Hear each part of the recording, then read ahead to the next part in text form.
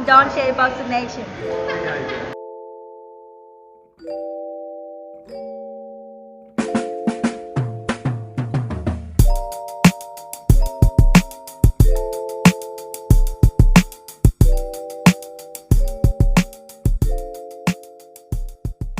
Dante's Boxing Nation, what's going on, guys? Well, it looks like that list of Lopez haters is getting longer and longer because according to Lopez supporters, they believe anyone that wants to see him fight the best fighters in his own division must be hating on him. According to them, the only people that's not hating on Lopez are the ones saying, you call all the shots, champ. You can fight whoever you want to fight. You're undisputed.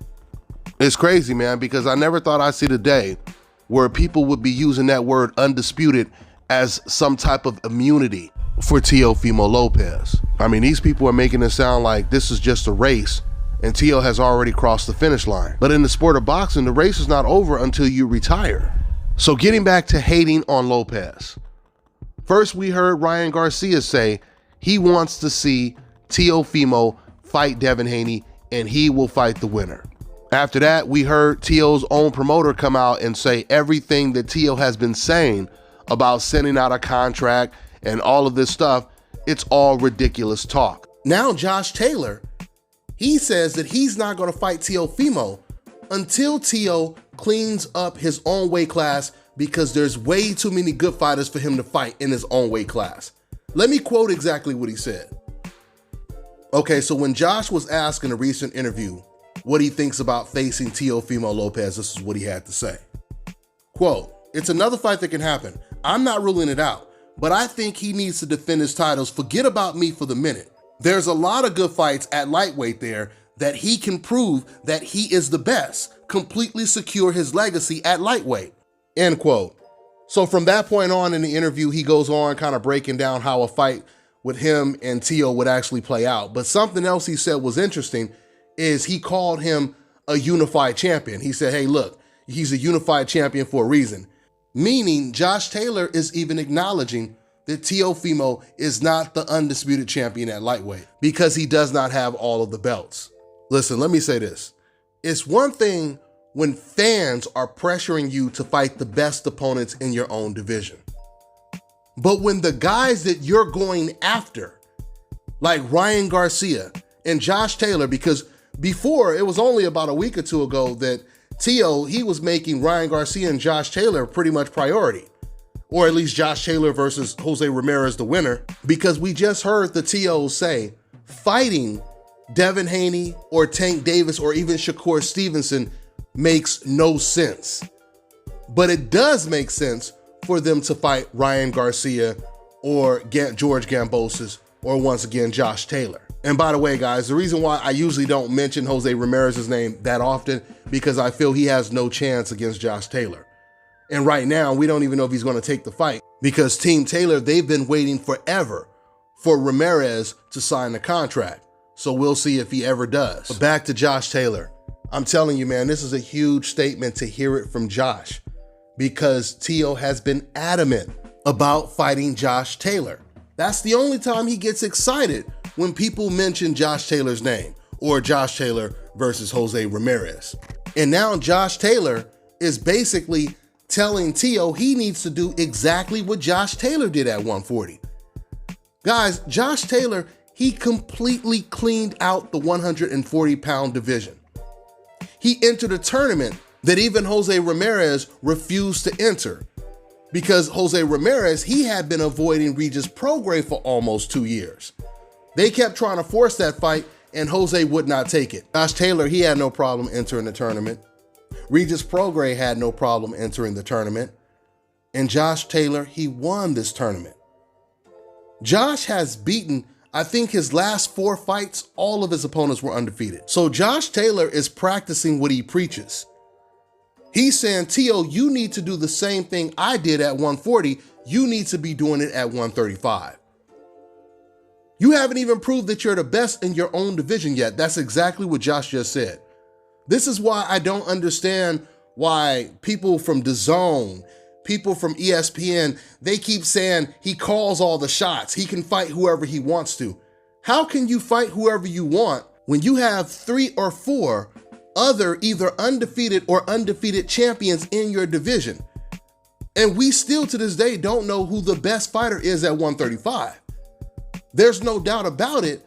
Teo, he beat the best competition in beating Loma, but we still don't know who's the best because styles make fights. We all know Lomachenko, ever since he moved up to 135, he's been struggling. He hasn't been looking dominant. He struggled against Luke Campbell. By his own admission, he said that was the most difficult fight of his career.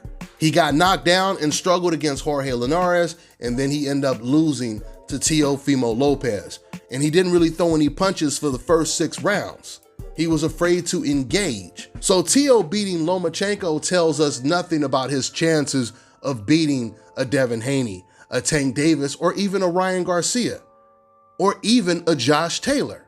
But this is the reason why we need Teo to fight these guys. This is the reason why people keep calling them the Fab Four, because it's pretty much being looked at as a tournament. So we have to see who's going to be the last man standing when it comes to this Final Four. So I completely agree with Josh Taylor's stance. Just like Teofimo kept saying that Devin Haney and Tank, they needed to prove themselves, etc., etc. Josh Taylor, he should keep saying the same thing about Teofimo.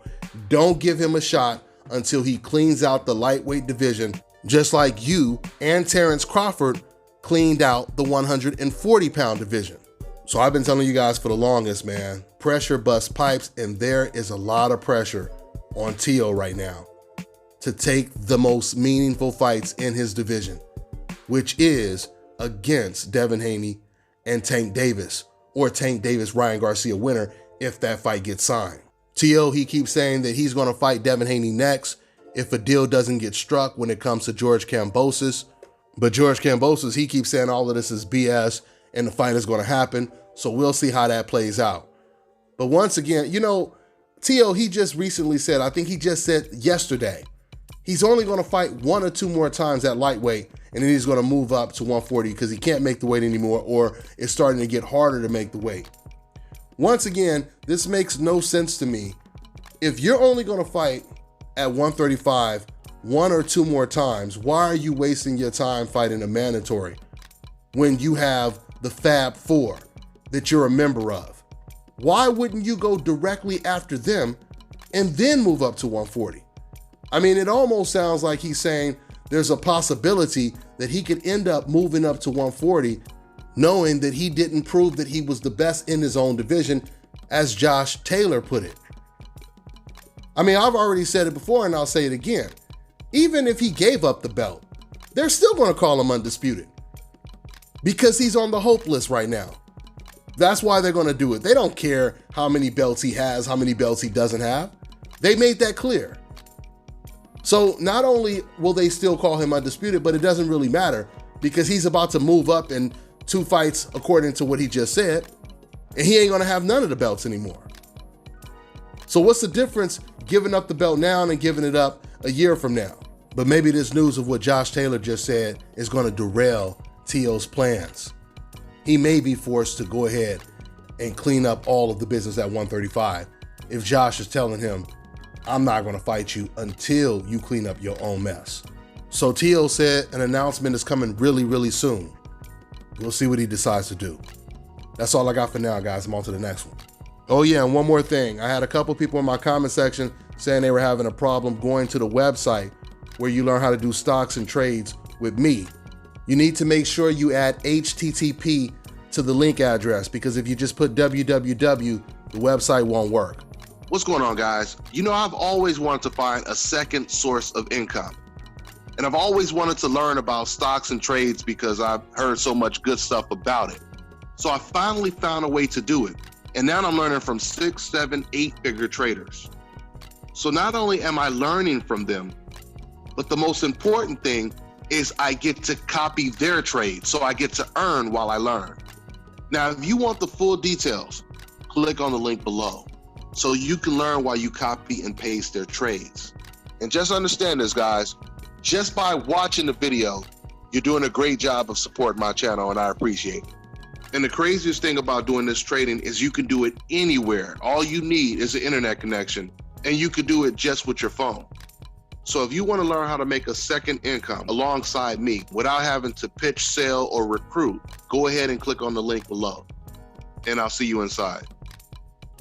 All right, now check this out, guys. If you're looking to repair eczema scars, burns and bruises, dark spots and blemishes, then this right here is the perfect product for you guys. It's called Elo Deki Face and Body Oil. Athletes and top-ranking boxers, they're also using it after training to reduce swelling, inflammation, and to ease the pain. So get yours today. Go to elodeki.com, like them on Facebook, and follow them on Instagram. Fellas, I've got some great news for you. If you've lost your hair or have a receding hairline, the time has come when you can finally get your hairline back through a process called scalp micropigmentation. So here's how it works. It's a hair tattoo that replicates the look of your hair follicles when you have fully shaved it down. Make sure you go ahead and contact my man Scalp Carolinas on Instagram.